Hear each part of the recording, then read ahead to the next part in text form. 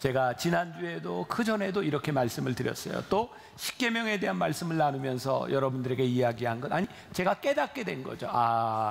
하나님이 왜 십계명을 주셨을까? 하나님이 왜 우리들에게 나누라고 하실까? 왜 선교하라고 하실까? 그것은 일에 대한 부분이 아니라 하나님의 마음에 대한 부분이구나. 그래서 오늘 선교도 하나님의 마음으로 하는 것이 선교다, 이런 제목으로 말씀을 나누려고 합니다. 몇 년 전 제가 고린도전서 강해 이렇게 설교를 하면서 했던 이야기인데 기억나시는 분이 있는지 모르겠어요. 어떤 사람이 이발을 하려고 이발소에 갔습니다.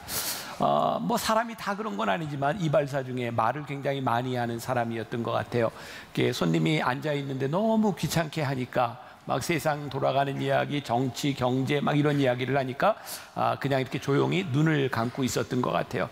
이발사가 한참 이발을 하다가 손님에게 묻습니다. 선생님, 정말 이 세상이 이렇게 돼서야 되겠습니까? 잘못된 거 아닙니까, 선생님? 근데 이분이 조용히 눈을 감고 있다가 죄송합니다, 제가 별로 신경을 쓰지 않아 잘못 들었습니다. 그랬더니 이발사가 화를 내는 거죠. 아니, 말을 듣지 않을 거면 왜 여기 앉아 있는 거예요? 그리고 막 화를 낸 거죠.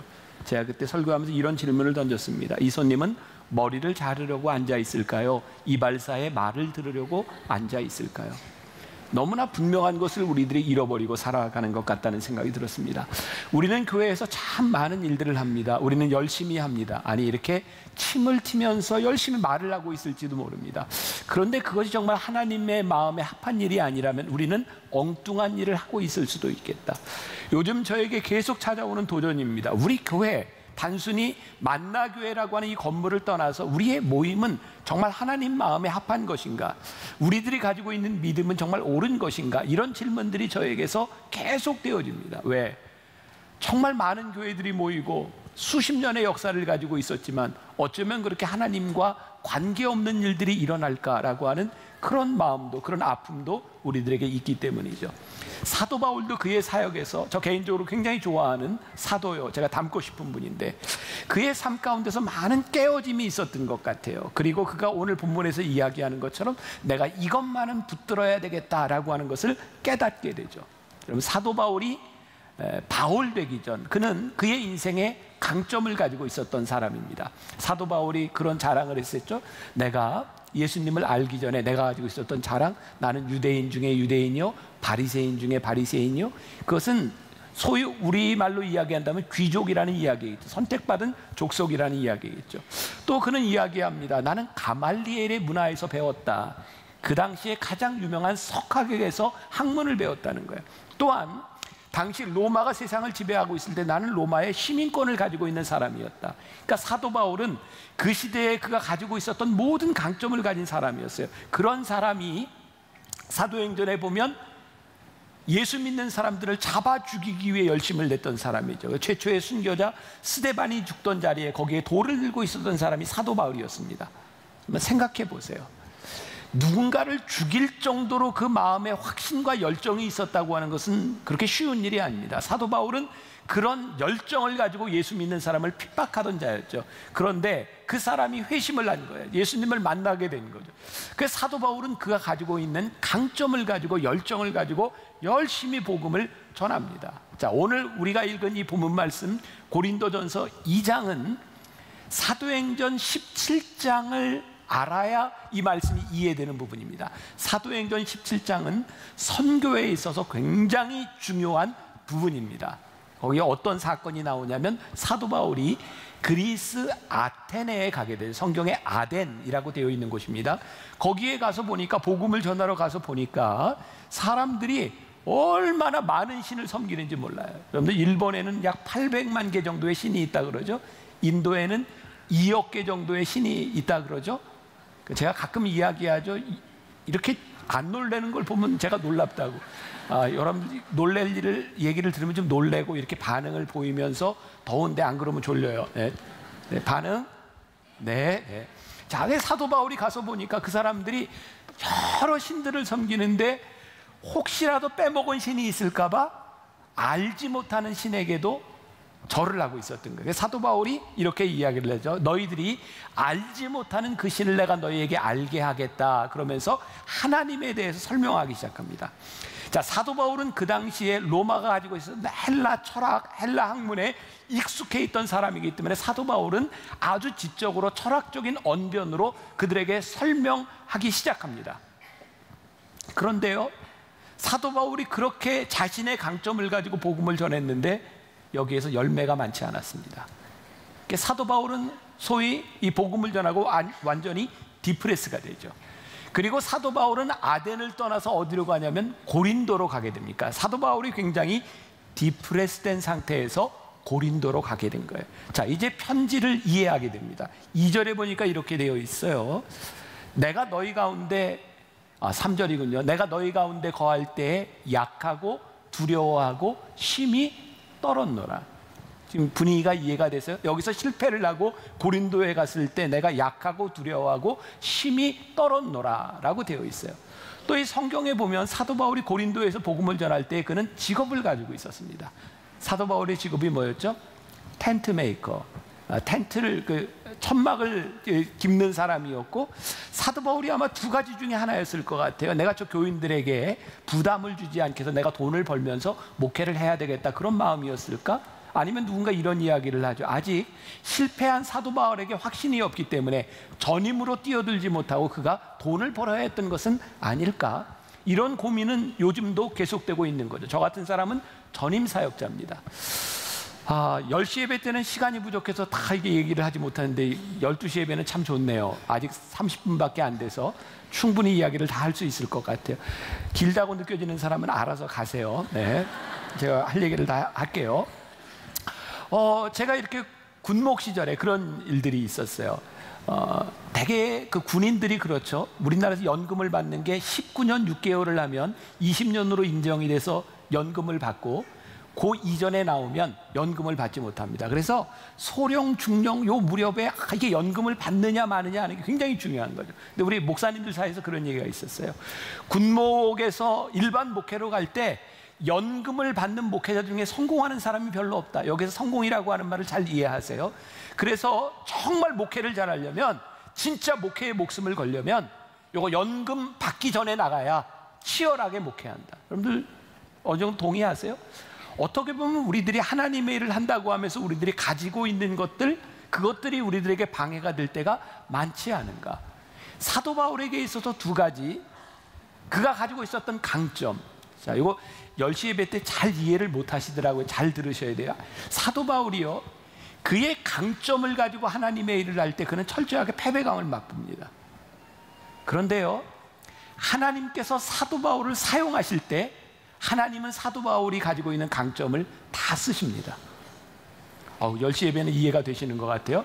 자, 우리는요, 하나님의 일을 한다고 하면서 내 속에 있는 열정, 내가 가지고 있는 강점을 가지고 하나님의 일을 열심히 합니다. 그런데 하나님은 우리의 강점과 우리의 열심 가운데서 어쩌면 철저하게 패배감을 느끼게 하시는지 몰라요. 하나님은 우리의 강점으로 일하시는 분은 아닙니다. 그러나 우리가 하나님의 마음에 합한 사람이 되어 하나님 앞에 쓰임받기 시작할 때 우리들 속에 가지고 있었던 모든 것들을 하나님은 쓰시기 시작합니다.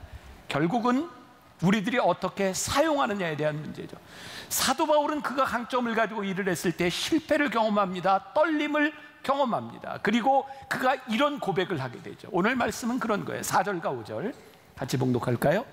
내 말과 내 전도함이 설득력 있는 지혜의 말로 하지 아니하고 다만 성령의 나타나심과 능력으로 하여 너희 믿음이 사람의 지혜에 있지 아니하고 다만 하나님의 능력에 있게 하려 하였노라. 사도 바울이 깨닫게 된 건 나의 열정, 나의 강점이 아니라 하나님의 방법, 하나님의 마음으로 그의 신앙의 여정이 바뀌어지게 된 것이죠.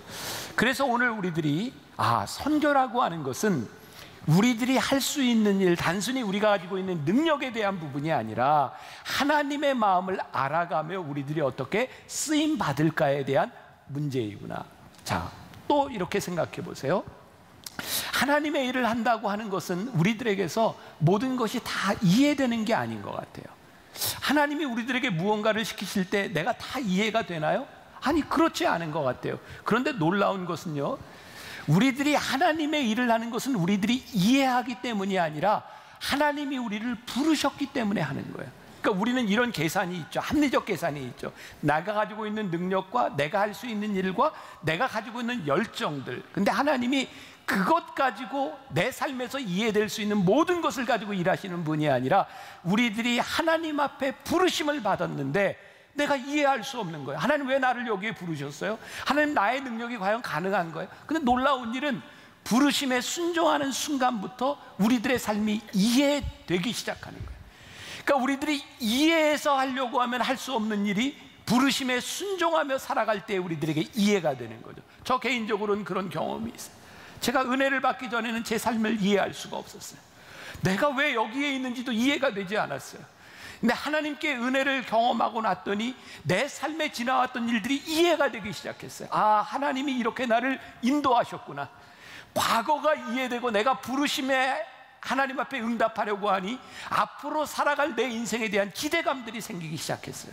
이 사도 바울이 우리를 통해 오늘 이 선교라고 하는 이 주제를 통해 우리들에게 주시는 정말 중요한 말씀이 있는데, 우리의 이해의 폭에서 일어나는 일이 아니라 우리들이 부르심에 순종하기 시작할 때 하나님은 우리의 삶을 이해하도록 도우시는 분이죠. 벌써 한 4년쯤 지났어요. 제가 영국에 선교사님들을 위한 그런 이제 세미나, 그리고 런던에 있는 한인들을 위한 집회에 있어서 4년 전에 간 적이 있어요. 제가 거기에 간 것은요, 정말 저에게 이해할 수 없는 일이었어요. 왜냐하면 저를 정말 이렇게 이런 표현 써도 될 것 같아요. 집요하게 저를 초청하던 한 선교사님이 있었어요. 저는 모르는 분이에요.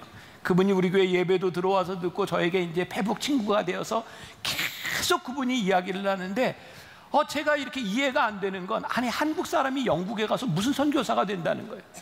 제 마음에 영국이라고 하는 나라는 제가 공부를 하면서 우리나라의 최초의 선교사로 순교했던 토마스 선교사를 파송한 나라가 영국이잖아. 웨일즈의 부흥운동이 일어나고. 근데 우리나라 사람이 영국에 가서 무슨 복음을 전한다고 하는 것인가? 근데 그분이 너무 열심히 영국에서 복음을 전하는 거예요. 그리고 그분의 편지에 보니까 지금 영국에 있는 크리스찬이 3%밖에는 안 된대요. 영국에는 지금 기독교인보다 모슬렘, 이슬람 사람들이 더 많아진 나라가 되었다는 거예요. 하나님이 그분을 거기에 부르셨다는 거예요. 영국은 우리나라보다 잘 사는 나라입니다. 많은 것을 가진 나라입니다. 그런데 하나님께서 그분을 거기에 부르셨기 때문에 그분이 거기에서 하는 그 일들이, 그분의 사역이 제 마음을 움직였어요. 저는 그분을 한 번도 만나본 적이 없는 상태에서 영국에 가게 된 거죠. 영국에 가게 될 때 제가 굉장히 이렇게 몸이 좀 안 좋은 상태에서, 4년 전입니다. 첫날부터 저는 정말 이렇게 태어나서 그런 두통은 처음 경험해 봤고요. 머리가 정말 뽀개지는 것처럼 아팠어요. 그래서 선교사님들을 위한 1시간 강의를 하면 저는 방에 가서 누워 있다가, 그리고 또 1시간 강의를 하고 또 누워 있다가, 근데 이게 도저히 해결이 되지 않는 거예요. 참을 수가 없었어요. 아무래도 병원을 가야 되겠다고. 영국은 복지, 사회복지 이런 그 의료 시설들이 잘 돼 있어서 관광 여행으로 온 사람이 저에게도 돈을 하나도 받지 않았습니다. 그런데 문제는 제가 가서 머리가 아프니까 이게 혈압을 재보니까 혈압이 200을 넘어가고 뭐 정말 어떻게 할 수 있는데 아무 조치가 안 되는 거예요. 그냥 기다리는 거예요. 그리고 약만 하나씩 주는 거예요. 여기 있으면 죽겠더라고요. 뭐 도저히 해결이 안 돼서 나왔다가 제가 이제 쓰러진 거죠. 기절을 한 거죠. 저 태어나서 처음 기절해 봤어요. 제가 가끔 여러분들에게 이야기해요. 기절을 안 해보고 인생을 얘기하지 말라고. 기절할 때 그 기분이 삼삼해요. 정말 이렇게 정신을 잃는 게 그런 거구나. 그리고 깨어났지만 도저히 집회를 할 수 없었고요. 그냥 도중에 취소를 하고 한국으로 돌아왔어요. 비행기를 타고 오자마자 내려서 이제 병원에 입원을 했고, 여러 검사를 하는데 뭐 이렇게 병명이 나타나질 않으니까 힘든 거예요. 저는 아프고. 그래서 일주일 내내 진통제만 맞고 있다가, 그리고 검사를 하고 이제 퇴원을 하는데 저희 교회 선생님 한 분이 이거 심장을 좀 찍어보자고 하는데, 아니 나는 심장은 아무 문제 없다고. 그리고 안 찍었어요.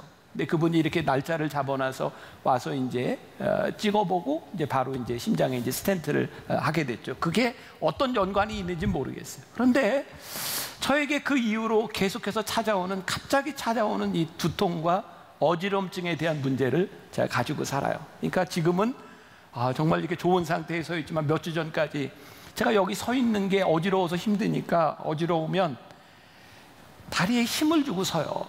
그래서 설교를 마치고 나면 두 다리가 저려요. 힘을 하도 주고 있어서. 이제 그렇게 시간들이 지나가는 거예요. 그래서 저는 이게 아프면 우리 교회에 이제 선생님들이 많으니까 가서 갑자기 내가 이게 어지럼증이 왔는데 이 문제가 뭔지 모르겠다고. 그러면 선생님들은 이렇게, 목사님 이게 갑자기 온 게 아니고요. 목사님이 그렇게 사니까 어지럼증이 저는 갑자기 온 것 같은데 제가 어지럼증이 오게 살았다는 거예요. 어쨌든 저에게는 그게 참 너무 힘든 일이고, 언제부터인가 저에게 참 힘든 일 가운데 하나는 제가 아플 때 교인들에게 아프다는 이야기를 하는 게 미안한 거예요. 눈치도 보이고요. 자꾸 아프다 그러면 그만 나가라 그럴 것 같기도 하고 정말 이렇게 눈치가 보여요. 교인들에게 미안하고, 이게 목사가 맨날 이렇게 이러면 안 되는데, 근데 제가 잘못 살아간 부분들이잖아요. 제가 이제 지난번에 미국에 갈 때 정말 안 좋은 상태에서 가게 됐거든요. 그냥 교인들한테 미안한 걸 제가 이렇게 장로님들한테 이렇게 카톡으로 이렇게 메시지를 보낸 게 있어요. 근데 말씀을 준비하다 그 생각이 나서 지나간 메시지를 보니까 이렇게 그대로 살아있더라고요. 제가 이렇게 메시지를 보냈어요. 미안하고 죄송하고 또 감사한 마음으로, 아플 때마다 스케줄 조절을 잘한다고 하면서도 조금만 좋아지면 망가지는 제가 담임 목사로서 참 자격이 없다는 생각이 듭니다. 한 주간 병원도 다니고 주사도 맞고 침도 맞으면서 이제 비행기에 탑승했습니다. 늘 마음이 약해 거절하지 못하고 일을 벌려놓고 힘이 드네요. 유난히 길게 어지럼증으로 힘들어하며 제 삶을 만지시고 다듬어 가시는 하나님을 다시 묵상합니다.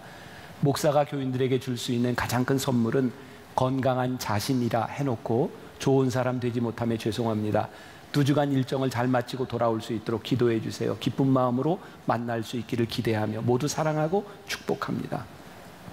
제가 아프기 때문에 이제 혼자 비행기 안에서 그렇게 외롭고 힘든 마음이었던 것 같아요. 그래서 여러 장로님들이 저에게 격려 메시지를 보내주셨는데 그 중에 한 분이 저에게 이런 글을 보내주셨어요.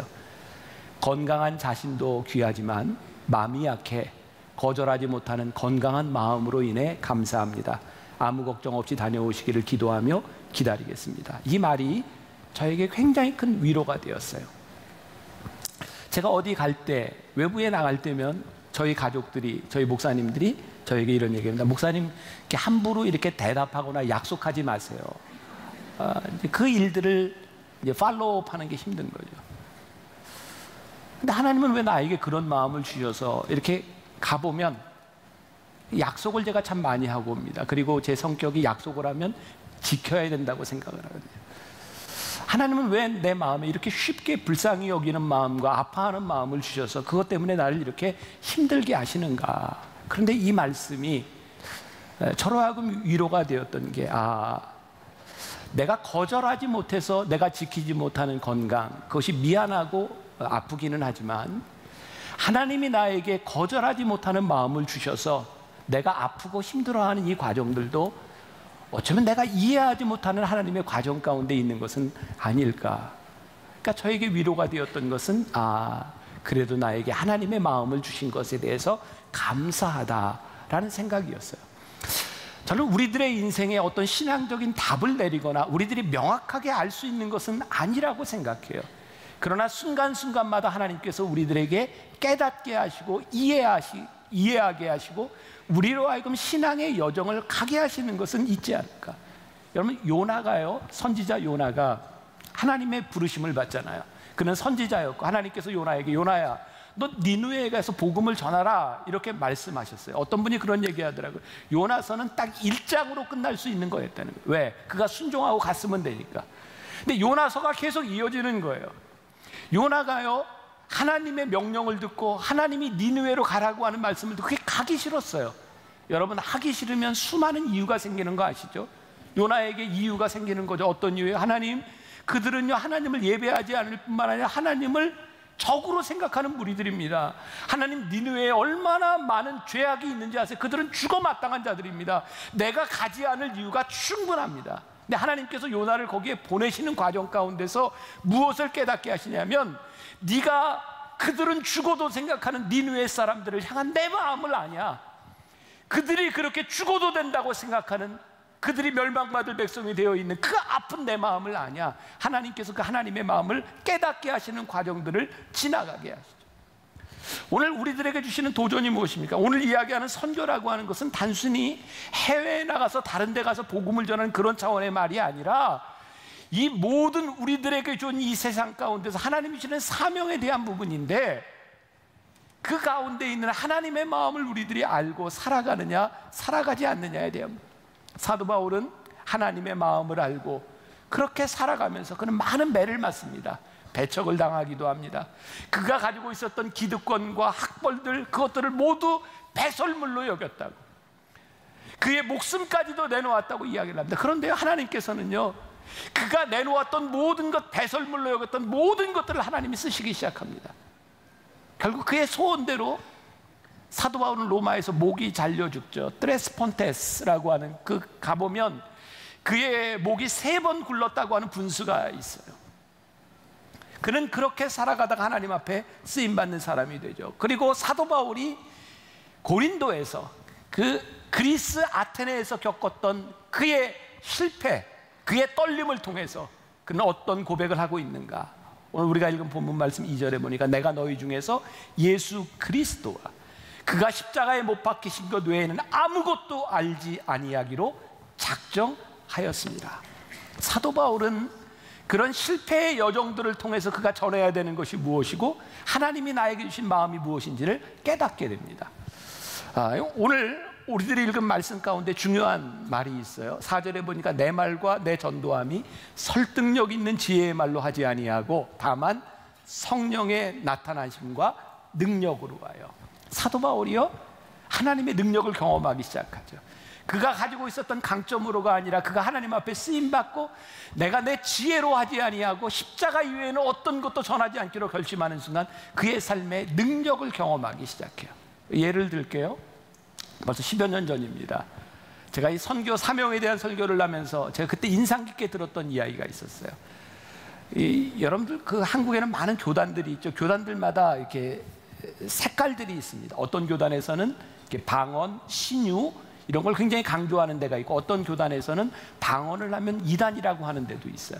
근데 저희 교회의 특징 중에 하나는, 저는 신앙의 스펙트럼을 좀 넓게 하고 싶다. 이게 우리들은 하나님이 여러 가지 방면에서 우리들에게 은사를 주시고 다른 방법으로 역사를 하시는 분이기 때문에 정말 이단적으로 잘못된 게 아니면 우리들의 신앙의 스펙트럼을 이렇게 좀 넓게 할 필요가 있다고 생각해요. 근데 어떤 진보적인 교단의 목사님인데, 이분이 이제 교인들과 함께 선교 여행을 가게 된 거예요. 인도네시아로. 근데 이 목사님이 이제 이렇게 얘기를 하는 거죠. 나는 선교지에 가서 절대로 사람들에게 손을 얹고 기도하거나 안수하거나 이러는 거 안 합니다. 나는 그런 거 안 합니다. 그렇게 약속을 하고 간 거예요. 근데 인도에 갔는데 원주민들이 한국에서 목사가 왔다는 이야기를 들으니까 그 사람들은 목사가 없거든요. 그러니까 목사가 온다는 게 귀한 일이에요. 막 환자들이 와서 기도해 달라고 온 겁니까? 그러니까 목사님이 나는 이런 거 안 한다고. 근데 선교팀들이 목사님 그래도 저 사람들이 왔는데 그냥 손만 얹어 달라고. 그래서 목사님이 그냥 손만 얹은 거예요. 근데 저녁이 되고 다음 날인데 난리가 난 거예요. 병이 나왔다고 사람들이 여기서 소문 듣고 막 온 거예요. 목사님 나는 안 한다고, 난 이런 거 안 믿는다고. 근데 놀라운 일은요, 그분이 믿느냐 안 믿느냐에 관계없이 손을 얹으면 사람들이 낫는 거예요. 그분이 돌아와서 그런 고백을 했습니다. 하나님의 능력은 나의 믿음과 관계 있는 것이 아니라, 나의 능력에 관계 있는 것이 아니라 하나님의 능력에 관계 있는 것이라고. 우리들이요, 하나님을 이해하지 못하고 하나님을 믿지 아니하고 하나님의 마음을 우리들이 알지 못하고 하나님의 사역에 동참하지 아니함으로 인하여 우리들이 하나님의 능력을 경험하지 못할 때가 참 많이 있어요. 사도 바울이 그가 가지고 있었던 강점이 아니라 그가 하나님 앞에 쓰임받기로 결심하였을 때 하나님은 그의 삶의 모든 것들을 쓰시기 시작하는 거예요. 그러니까 이 선교라고 하는 것은요, 단순한 어떤 지역적인 문제가 아니라 우리들의 삶에서 하나님의 능력을 경험하느냐 경험하지 않느냐에 대한 부분이에요. 이 하나님의 능력이요, 하나님의 기쁨과 밀접한 관계가 있는 거예요. 하나님께서 우리들에게 델리게이트, 우리들에게 권한을 부여해 주셨다면 하나님은 무엇을 기뻐하실까요? 하나님의 능력을 쓰는 것이죠. 우리들이 하나님의 능력을 쓰기 위해서 필요한 것이 무엇일까요? 순종이죠. 하나님이 우리들에게 주신 것을 잘 쓰는 것은 순종이고요, 그것을 남용하면 교만이 됩니다. 하나님은 우리들에게 주신 것을 잘 쓰시기를 원하신. 그럼 여러분들에게 무엇을 주셨나는 거예요? 우리들에게 하나님의 마음이 느껴지고 하나님의 마음에 우리들이 순종해야 되는 거예요. 예수님께서 마가복음 16장 15절에서 또 이르시되 너희는 온 천하에 다니며 만민에게 복음을 전하라 하셨어요. 우리들에게 부여해 주신 거예요. 델리게이트 해 주신 거예요. 사무엘상 15장에 보면 아주 유명한 이야기가 있어요.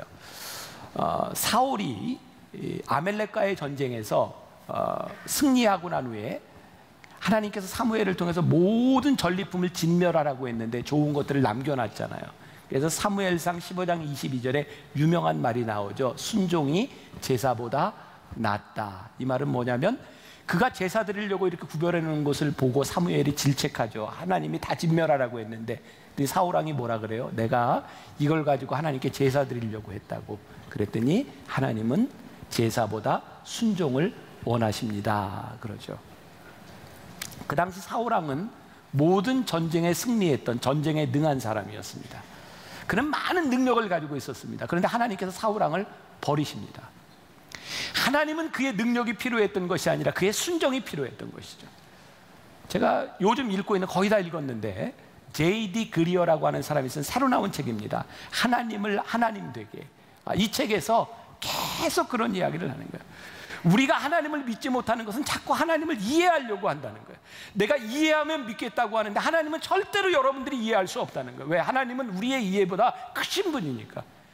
우리들이 하나님을 믿으며 순종하기 시작할 때 우리는 하나님을 이해해가기 시작해요. 얼만큼? 하나님께 순종한 만큼. 오늘 이 말씀을 준비할 때 제가 그 책을 읽으면 하나님께서 우리들에게 주시고자 하시는 메시지가 있다. 우리들이 하나님의 마음을 안다고 하는 것은 우리의 이해 가운데서 되어지는 것이 아니라 하나님 앞에 순종함을 통하여 우리들이 알게 되는 것이 하나님의 마음이다. 리고렌 목사가요, 목적이 이끄는 삶에서 크리스찬을 둘로 이렇게 나눕니다. 하나는 월드리 크리스찬, 세속적인 크리스찬. 또 하나는 월드 클래스 크리스찬, 세계적인 크리스찬으로 이렇게 나눕니다. 세속적인 크리스찬은 어떤 사람인지 아세요? 늘 자기중심적입니다. 영어로 하면 me first. 늘 내가 먼저입니다. 이기적입니다. 내가 손해보려고 하지 않습니다. 그 사람들은 굉장히 세속적이고 이기적인 사람의 몸입니다. 하나님은 우리를 세속적인 크리스찬으로 머물기를 원하시는 것이 아니라 세계적인 월드 클래스의 사람이 되기를 원하시는데, 여러분, 이 말은 세상적으로 이야기하는 세상을 이렇게 다니는 성공적인 기업인 같은 그런 이미지가 아니라 하나님이 우리를 쓰시려고 하는 것은 이기적인 우리보다 훨씬 더 크신 거라는 거예요. 오늘 우리가 파송식을 하면서 오늘 여기 다 참석하지 못했지만 정말 많은 청년들이 나갑니다. 이 청년들을 내보내고 이 청년들을 후원하기 위해서 여러분들이 바자에 참석해 주셨잖아요. 여러분들 먹거리도 먹고 그랬죠?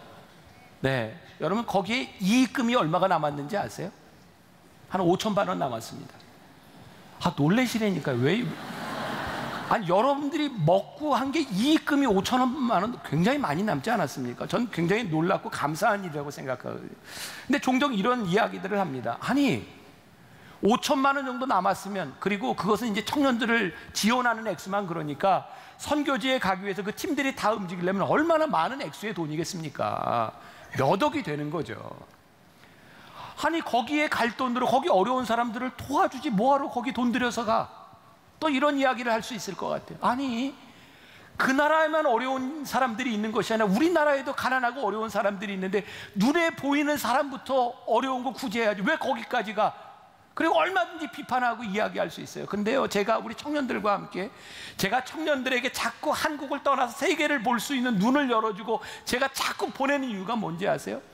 우리들이 생각하는 이 정도의 자원에 대한 문제가 아니라 청년들이 하나님의 마음을 가지고 세상을 보고 그들의 가치관이 바뀌면 그들이 세상을 바꾸는 사람이 될 수 있거든요. 하나님은요, 우리들이 생각하는 계산보다 훨씬 더 크신 분이고 우리들의 합리성보다 훨씬 더 크신 분이라는 거예요. 그러니까 우리의 합리성을 가지고 우리의 생각을 가지고 월들리, 세속적인 크리스찬이 되는 것이 아니라 하나님이 우리를 어떻게 쓰실 수 있는가에 대해서 우리들의 마음과 우리들의 삶을 열면 하나님의 능력을 경험하고 그것이 하나님이 기뻐하시는 일이라는 거예요. 그러니까 제가 지난주에도 그런 이야기 했잖아요. 교회는 합리적인 것이 아니라고요. 이 말 또 오해하지 마세요. 뭐 교회는 뭐 이렇게 담임 목사 마음대로 뭐 해, 이런 이야기가 아니에요. 우리의 계산을 넘어서는 곳이라는 거예요. 우리의 이해 폭을 넘어서는 곳이라는 거예요. 하나님은 우리의 생각보다 크신 분이기 때문이죠. 로잔 회의의 의장을 맡고 있는 마이클 오라고 하는 사람이 있어요. 한국 사람으로 그 젊은 나이에 그 의장직에 오른 사람이 처음입니다. 마이클 오가 몇 년 전에 우리 교회도 와서 말씀을 전한 적이 있는데 그 사람이 그런 책을 썼어요. I'm nothing. 그는 아주 좋은 유펜이라고 하는 대학 나와서 그 대학원도 아이비리그 나와서 그는 정말 많은 스펙을 가진 사람이었어요. 근데 하나님 앞에 그가 헌신하죠. 헌신할 때 그가 뭐라고 했냐? I'm nothing이었어요. 나는 아무것도 아닙니다. 근데 하나님이 그를 쓰시기 시작했어요. 그가 가지고 있는 전문성, 그가 가지고 있는 모든 것들을 하나님이 쓰시기 시작했어요. 그 I'm nothing이라고 하는 책에 보면 이 클락이라고 하는 사람의 이야기가 나와요. 우리 어렸을 때 늘 중고등학교 때 누구나 보았던 책이 성문종합영어 아닌가요? 예, 거기에 성문종합영어에 딱 처음에 그런 거 Boys be ambitious, 소년이여 야망을 가져라. 근데 그 글이 이게 이제 성문종합영어가 아마 일본 거를 이렇게 많이 가져온 거기 때문에 1800년대 후반에 클락이라고 하는 미국의 농무성에 있던 사람이 일본에 가서 농업 교육을 시킵니다. 8개월을 머무는 동안 그가 가르치던 학생들을 다 크리스찬으로 만들어요. 클락이 계속해서 했던 이야기가 Boys be ambitious. 그래서 일본에는 지금도 그 글귀가 많이 붙어 있답니다. 그런데 실제 클락이 했던 말은 그 말이 아니랍니다. Boys be ambitious for Christ. 그리스도를 위하여 너희의 야망을 가져라. 근데 그거는 딱 떼놓은 거죠. 여러분, 야망을 가지는 인간들이 얼마나 이기적이 될 수 있는지 아십니까? 그런데 하나님을 위하여 하나님의 마음을 가지고 야망을 가지기 시작할 때 우리는 이기적인 월들리 세속적인 크리스찬이 아니라 우리는 세계적인 월드 클래스의 사람이 될 수 있습니다. 하나님의 마음을 아는 것, 이게 선교고 하나님의 마음을 아는 소원이 여러분들에게 있기를 주님의 이름으로 간절히 축원합니다. 지금은 우리 주 예수 그리스도의 은혜와 하나님 아버지의 무한하신 사랑과 성령의 인도하심이 하나님의 마음 알기를 소원하며 이 세상으로 나가는 당신의 사랑하는 모든 백성들 위해 지금부터 영원까지 함께 하시기를 간절히 축원하옵나이다. 아멘.